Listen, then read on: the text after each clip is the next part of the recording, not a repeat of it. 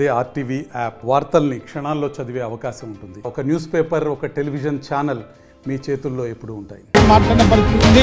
ఎందుకంటే కేసీఆర్కి ఏమైతే ఊరుకునే లేదు, ఖచ్చితంగా మేము తిరగబడడానికి సిద్ధంగా ఉన్నాం. రాబోయే రోజుల్లో కేసీఆర్ వెనువెంటే ఉంటూ ముందుకెళ్తామని చెప్పి విచారణకు హాజరు కాబోతున్నారు.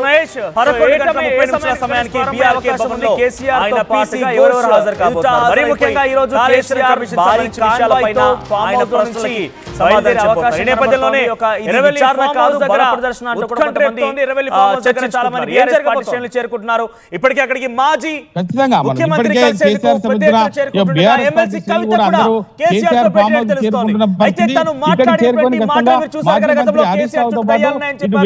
కేసీఆర్ మంచివాడే కానీ కేసీఆర్ చుట్టే దయ్యాలున్నాయి, కేసీఆర్ కి తప్పుడుగా సంకేతాలు ఇస్తున్నటువంటి మాటంతా మాట్లాడుకోవచ్చు. అయితే ఆ మాటల తర్వాత మొదటిసారిగా ఈ రోజు కవిత కేసీఆర్ తో భేటీ అవుతున్నారు. ఎర్రవెల్లి ఫామ్ హౌస్ లో తండ్రిని కలిశారు కవిత. తండ్రిని చూసి భావోద్వేగానికి భర్త అనిల్ తో పాటుగా ఫామ్ హౌస్ కు వచ్చారు కవిత. అయితే లేఖ వివాదం తర్వాత ఇదే మొదటిసారి కేసీఆర్ ని భేటీ అవడం.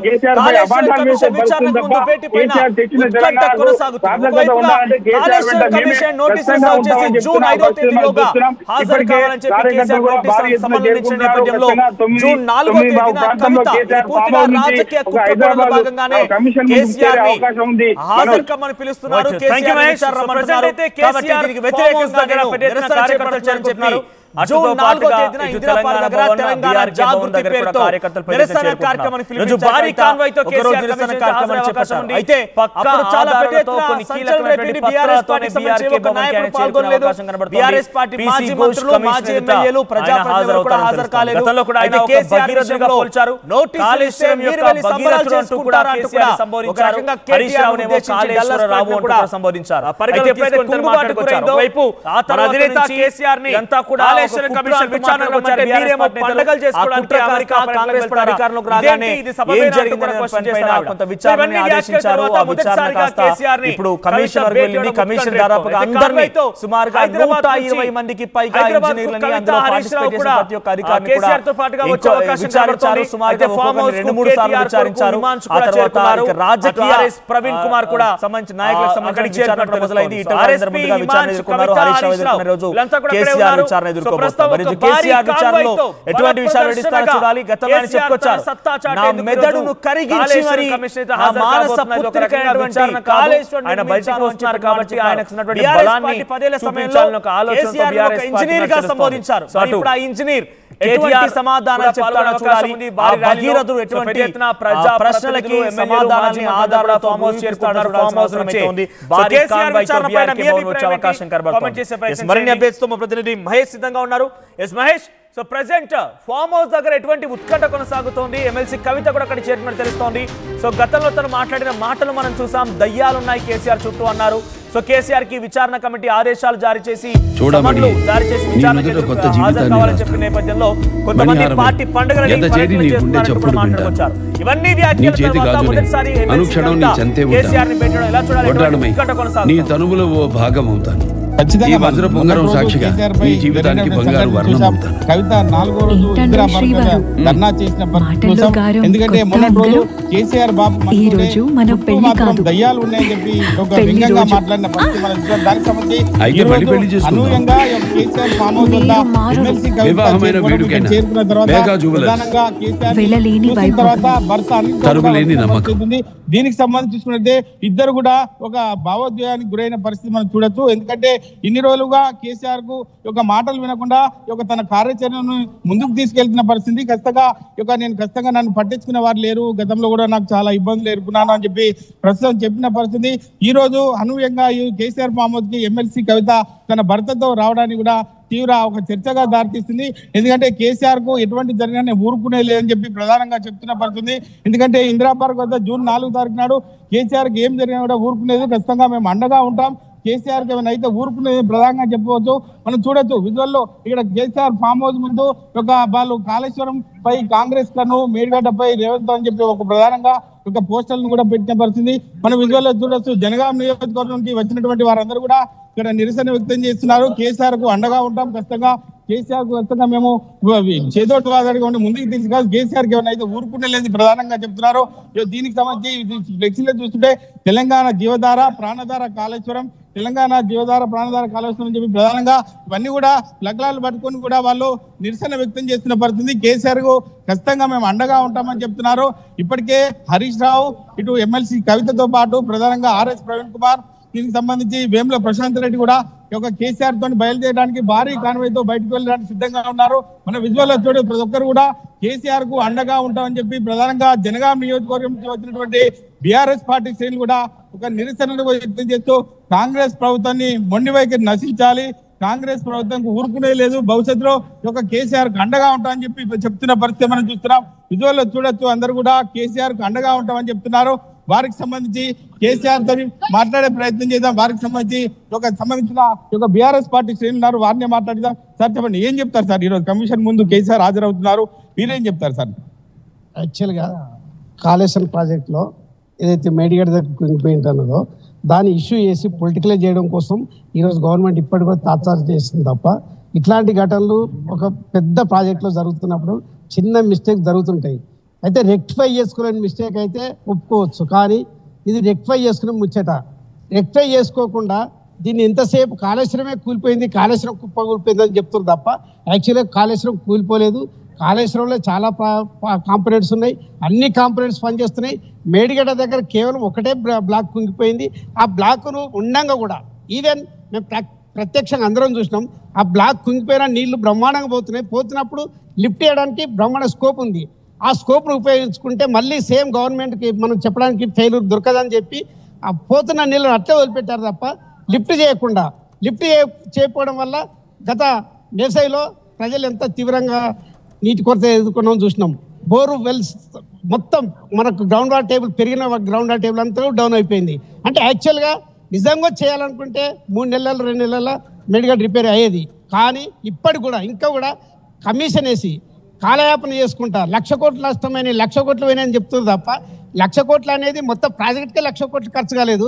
1,00,000 కోట్లు అవినీతి జరుగుతుందంటే ప్రజలు కూడా ఫస్ట్ ఏదో అనుకుంటారు, భ్రమపడ్డారు తప్ప తెలుస్తుంది. ఎందుకంటే ఎక్కడ నష్టపోయినాం, ఎక్కడ చేసినామని వాళ్ళ మేడిగడ్డను రిపేర్ చేసి ఇప్పటి కూడా కాంగ్రెస్ గవర్నమెంట్ కళ్ళు తెరిచి చేసిన మిస్టేక్ చేసినాం అయిపోయింది, కానీ భవిష్యత్తులో తెలంగాణకు నష్టం జరగకుండా ఇప్పటికి కూడా దాన్ని రిపేర్ చేసి నీళ్ళు అందియాలని కోరుకుంటున్నాం. అంటే మీరేం చెప్తారు? అంటే ఈ సంఘటన చూడొచ్చు, కేసీఆర్ ఈరోజు కమిషన్కి హాజరవుతున్నారు, ఏం చెప్తారు సార్? మీరేం చెప్తారు? ఏదైతే కాళేశ్వరంలో ఉన్న మోటార్లకు కరెంటు బిల్లు కట్టలేక నీళ్ళు ఇవ్వలేని పరిస్థితులలో ప్రభుత్వం ఉంది. దీనికి బాధ్యత వహించి ముఖ్యమంత్రి గారు రాజీనామా చేయాలని మేము కోరుకుంటున్నాం. రైతుల కళ్ళల్లో నీళ్లు తప్పితే నీళ్ళే లేవు. గత ప్రభుత్వంలో బ్రహ్మాండంగా రైతులు ఆనందంగా ఉండేటోళ్ళు, పొలాలు బారేటి.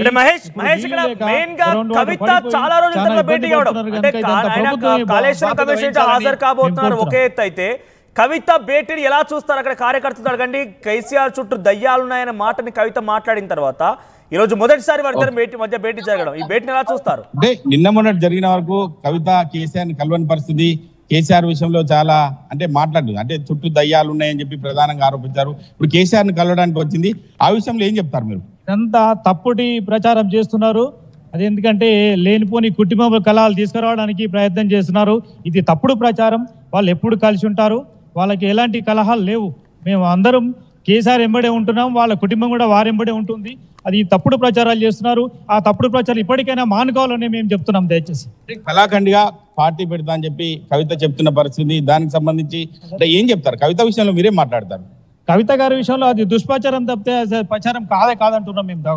అసలు ఆమె గారు ఆ పార్టీ పెట్టదు, వారి తండ్రి ఎంబడే ఉంటుందని మేము కళాఖండిగా చెప్తున్నాం. అది ఇది పరిస్థితి. మనం ఖచ్చితంగా ఒకవైపు కేసీఆర్ మహేష్ ఒకవైపు కేసీఆర్ కి సమన్లు జారీ చేసి విచారణకు ఆదేశించిన నేపథ్యంలో మనం పండగలు జరుపుకోవడం ఏంటి అని చెప్పి తను ఒక ధర్నాకు పిలుపునిచ్చారు. ఇందిరా పార్క్ దగ్గర ఒకరోజు నిరసన కార్యక్రమం వ్యక్తం చేశారు. అంటే ఏ ఒక్క బీఆర్ఎస్ పార్టీ ఎమ్మెల్యే, బీఆర్ఎస్ పార్టీకి సంబంధించిన ఏ ఒక్క నాయకుడు కూడా అక్కడ హాజరు కాలేదు. అంటే కేసీఆర్ విషయంలో తాను ముందుకు వెళ్తున్నాను, తనలా ఎవరు లేనటువంటి ఒక భావనలో కూడా కవిత ఆ రోజు ప్రదర్శించారు. సో ఆ మాటను ఎలా చూస్తారు బీఆర్ఎస్ పార్టీ కార్యకర్తలు?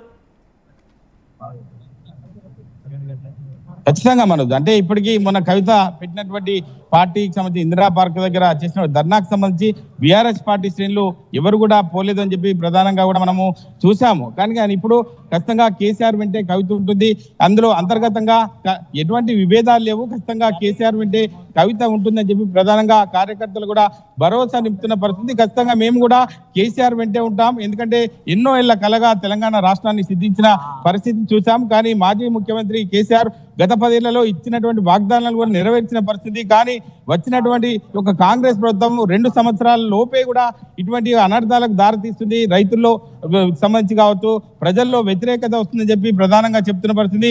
ఇచ్చిన 6 గ్యారంటీలు కావచ్చు, 400 హామీలు కావచ్చు, నెరవేర్చే దిశగా ప్రజలకు దగ్గర కావాలి తప్ప ఇట్లా కమిషన్ల పేరు మీద ఒక విచారణకు హాజరయ్యే విధంగా లేఖలు సంధించడాన్ని మేము తీవ్రంగా తప్పుపడుతున్నాం. కేసీఆర్ వెంటే ఖచ్చితంగా మేము ఉంటామని చెప్పి ప్రధానంగా ఇటు జనగాం నుంచి వచ్చినటువంటి బీఆర్ఎస్ పార్టీ శ్రేణులు కూడా ఘంటాపథంగా చెప్తున్న పరిస్థితి. ఏది ఏమైనప్పుడు కేసీఆర్ వెంటే ఖచ్చితంగా మేము ఉంటామని చెప్పి ప్రధానంగా వీరు చెప్తున్న పరిస్థితి మనం చూస్తున్నాం. మనోజ్, రైట్, ప్రెసెంట్ ఇంకా ఎవరెవరు వచ్చే అవకాశం ఉంది? కేటీఆర్ ఇంకా హాజరయ్యారా? కేటీఆర్ ఫామ్ హౌస్ రాబోతున్నారా? ఖచ్చితంగా మనది ఇప్పటికే మాజీ మంత్రి హరీష్ రావుతో పాటు వేముల ప్రశాంత్ రెడ్డి, అదేవిధంగా ఆర్ఎస్ ప్రవీణ్ కుమార్, ఎమ్మెల్సీ కవిత, అతను పాటు రవిచంద్ర కూడా వచ్చిన పరిస్థితి. ఇప్పటికే వెళ్లాల్సి ఉంది కాబట్టి ఇప్పటికి బీఆర్ఎస్ పార్టీ శ్రేణులు కూడా అందరూ కూడా హైదరాబాద్ చేరుకుంటున్నారు. ఫామ్ హౌస్ నుంచి మాత్రం ఇక్కడ ప్రస్తుతం మాజీ మంత్రి హరీష్ రావు, ఎమ్మెల్సీ కవిత భారీ కాన్వాయ్ తో కూడా ఇక్కడ నుంచి వెళ్లే పరిస్థితి మనం చూడొచ్చు. ఈ యొక్క కార్యకర్తల ఉత్తేజాన్ని చూడొచ్చు.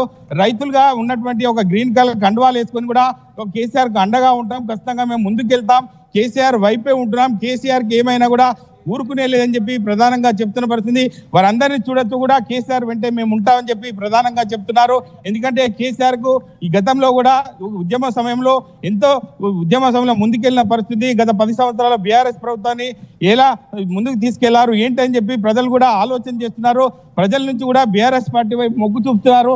భవిష్యత్తులో ఖచ్చితంగా బీఆర్ఎస్ పార్టీకి సంబంధించిన శ్రేణులు కూడా ముందుకెళ్లే అవకాశం ఉంది, కేసీఆర్ వెంట ఉండే అవకాశం ఉన్నట్టు కూడా మనకు తెలుస్తుంది. మనోజ్, రైట్ మహేష్, సో ఎప్పుడు స్టార్ట్ కాబోతున్నారు? అక్కడ నుంచి సుమారుగా 11:30 ఎగ్జాక్ట్గా బీఆర్కే భవన్లో కమిషన్ ముందు హాజరు కావాల్సి ఉంటుంది ఆయన. అంతకంటే ముందు బహుశా తెలంగాణ భవన్కి లేదా తెలంగాణ తల్లి విగ్రహానికి కూడా ఆయన పూల అక్కడ కలుస్తారు, అక్కడ ప్రార్థన చేస్తారని తెలుస్తుంది. ఆ తర్వాత అమరవీరుల స్థూపం దగ్గర వెళ్తారని ఒక చర్చ కొనసాగుతోంది.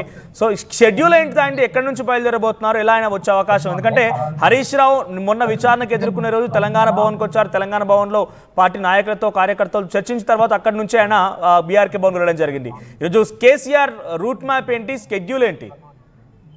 ఖచ్చితంగా మనం ఇక్కడ నుంచి కేసీఆర్ ఫామ్ హౌస్ నుంచి 9:30 ప్రాంతం నుంచి ఇక్కడ నుంచి బయలుదేరుతారు. ఎందుకంటే ఇప్పటికే ఇంటెలిజెన్స్ విభాగం కూడా అలర్ట్ అయిందని చెప్పుకోవచ్చు. ఎందుకంటే కేసీఆర్ దారి వెంట వెళ్లే ముందు కూడా ఖచ్చితంగా పోలీసులు కూడా ఒక సెక్యూరిటీ ఉండే పరిస్థితి ఉంది కాబట్టి ఖచ్చితంగా భారీ ఎత్తున కాన్వాయ్ ఉండడం పోతుంది కాబట్టి ఖచ్చితంగా ఒక 11:30 వరకు బీఆర్కే భవన్ చేరుకుంటారు. అంటే దారి మధ్యలో ఎటువంటి ట్రాఫిక్ ఆంక్షన్ లేకుండా కేసీఆర్ కు వెళ్లే విధంగా యొక్క పోలీసులు కూడా రూట్ మ్యాప్ తయారు చేస్తున్నట్టు తెలుస్తుంది.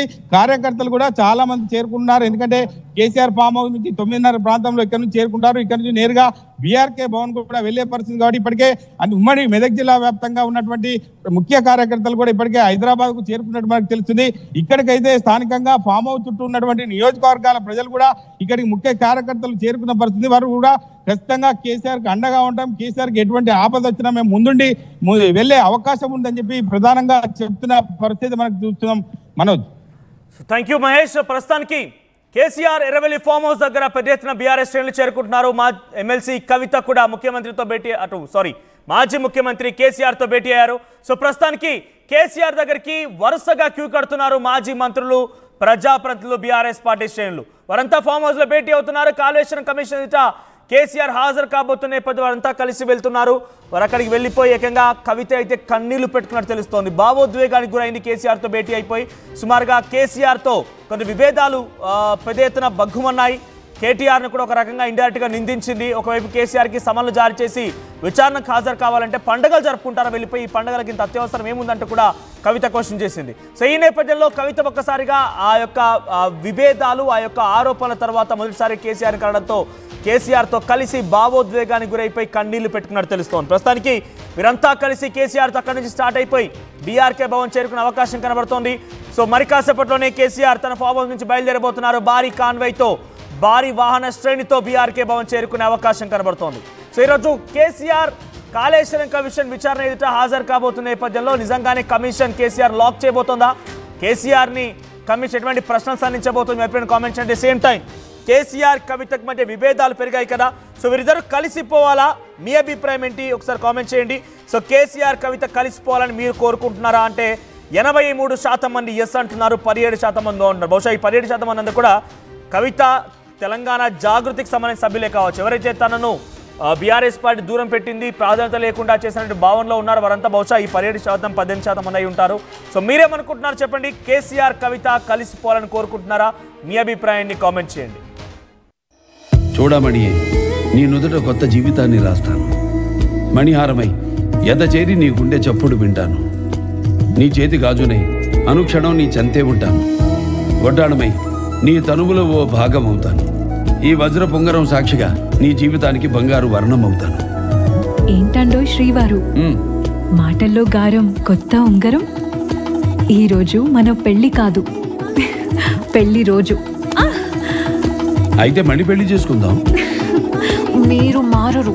వివాహమైన వేడుకైనా వేగా జ్యువెలర్స్, వెలలేని వైభోగం, తరుగులేని నమ్మకం.